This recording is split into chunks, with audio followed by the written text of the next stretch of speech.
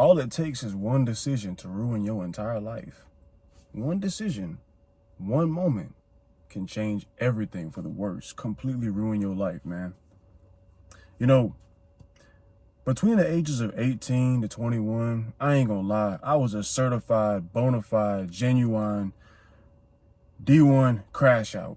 You feel me? I was the epitome of a YN. Had the black forces and everything to match, man. You know, I was never the kind of person that would go around looking for problems or starting problems. But by all means, if somebody wanted to press an issue or bring the issue to me, I'm with it. Let's get it. You feel me? No problem getting into beef with somebody. No problem getting into a fight. I was that dude that if I see my homie fighting, no questions asked. Whether he's in the right or wrong, this shit don't matter, bro. I'm finna fight too. You feel me? And that got me into a whole lot of situations, you know, arrested. You know, they were getting ready to put me away for some years, man. By the grace of God, I beat that shit.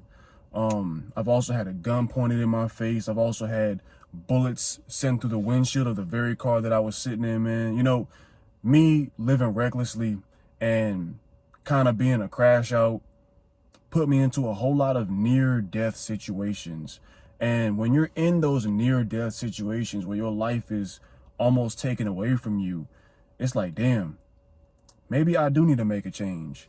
Maybe I need to stop living recklessly and acting like a damn crash out, you feel me? And when I'm talking about your life being taken away, I'm not even necessarily just talking about you actually passing away, leaving the earth. I also mean your life can get taken from you by going to jail, right? Excuse me, my bad. Yeah, I've got homies that I went to high school with. We literally graduated, and less than a month after we graduated, these niggas is in jail. I've been out of high school for almost 8-9 years now. These niggas are still in jail, bro.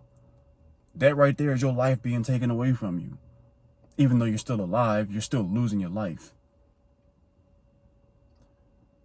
I've got homies that, unfortunately, didn't make it to C21.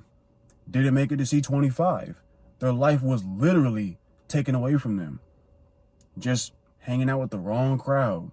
Just too hot-headed. Living recklessly. Living like a crash out, man.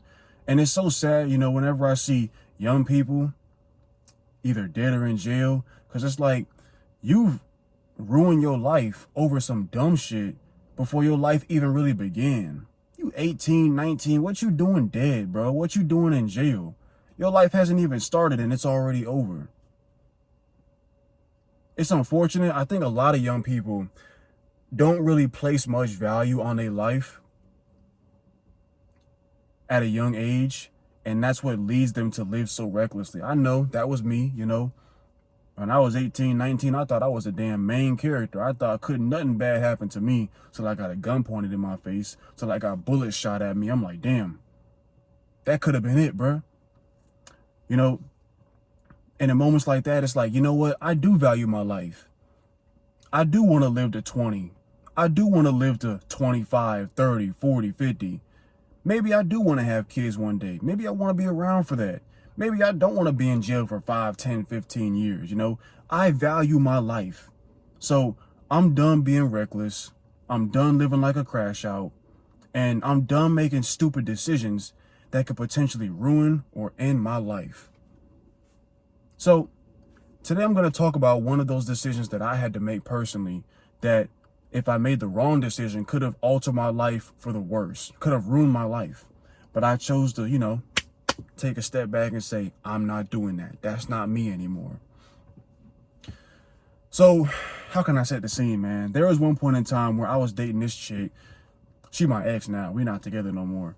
But we were getting into an argument on the drive home. We was in a car getting into an argument. I don't even want to call it an argument because I'm not the type to sit here and yell and, you know, raise my voice and go back. That's just not me.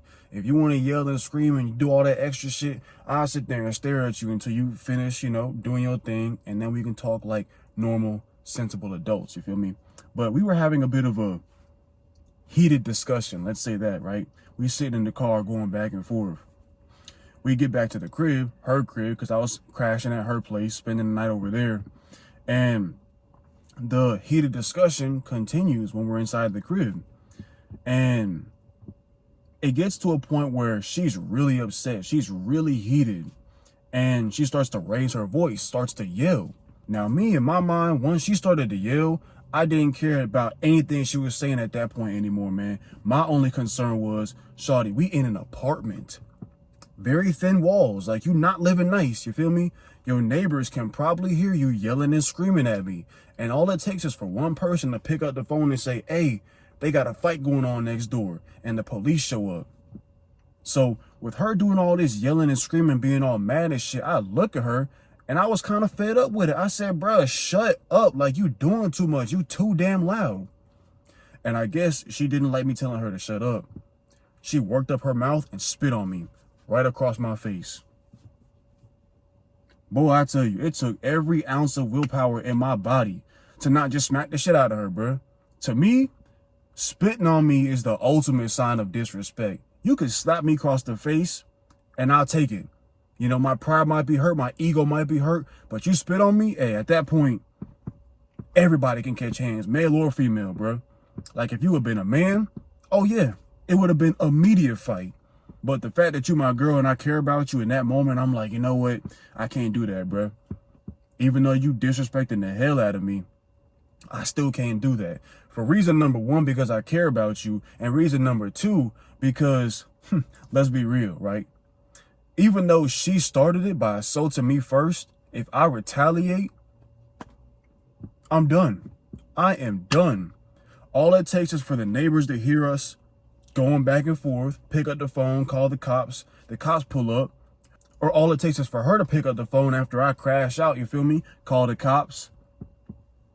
Once the police show up, in either scenario, they're going to look at her and they're going to look at me.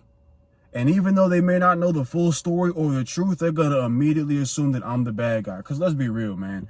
I'm a big-ass, buff, black dude. I'm 6'2", tattoos, chains, dreads, wife beater. They would immediately look at me and say, I don't know what took place here, but that guy is definitely the problem. That guy is definitely the aggressor. Even though that's not really the truth, right? So, in that moment when she spit on me, and I sat there and I thought about it instead of just crashing out, at that point, she was dead to me, bro. Dead ass. I turned around and just walked out the apartment. Walked out the apartment, walked back to my car, drove my ass home, blocked the number. Never talked to her again. Never spoke to her again. She made different accounts on social media trying to message me. I blocked every single one of them accounts. I don't give a fuck, bro. I value my life. I don't want to live recklessly anymore. I don't want to be a crash out anymore, man. I like my freedom. So sometimes you got to learn to just walk away. Sometimes you got to learn to just separate yourself from the individuals that may cause you to crash out. I mean, realistically, at the end of the day, if you crash out, that's on you. You make that decision. But let's be real, you know, sometimes people get worked up and provoked so much, they can only handle so much. And if you keep on pushing somebody buttons, eventually they bound to explode, you feel me? So if you're in a situation where the people that you around are constantly pushing your buttons and constantly working you up and constantly getting you in that mood where you want to crash out, separate yourself, bro. Separate yourself. Or if you're one of those individuals who doesn't want to crash out, but your friend group and your social circle is full of a bunch of crash outs, man, get the hell away from them too, man. Because if they crash out and you near, I'm telling you from experience, it can be a matter of wrong place, wrong time. That's why I almost got my ass beat in the club one time, man. My homie wanted to crash out. Little did he know, the dude that he crashing out on got 5 other niggas in the club. Half of them niggas got guns. So even if we didn't get our ass beat, we could have gotten shot. My homie want to be a crash out, want to fight somebody, and I'm like, oh, I'll follow the homie. Almost got my ass beat too, bro. Hell no. It's 2025, bro. That crash out shit got to stay. I mean, we only halfway through the year, but y'all get what I'm saying, bro. That crash out shit is not cool. It shows that you don't value your life or your safety. And the individuals that you cool with that are willing to crash out, it means they don't care about you or your safety either, man. All that shit gotta go. That's the end of the video, man. I'm telling you, place some value on your life, man. Because once you make a decision that will ruin your life, You might not get a do-over. You might lose your time or lose your life, man, to jail or the grave. And you don't want either one of those. Real talk. That's the end of the video, man. Questions, comments, or concerns, leave it down in the comment section. And y'all have a good day.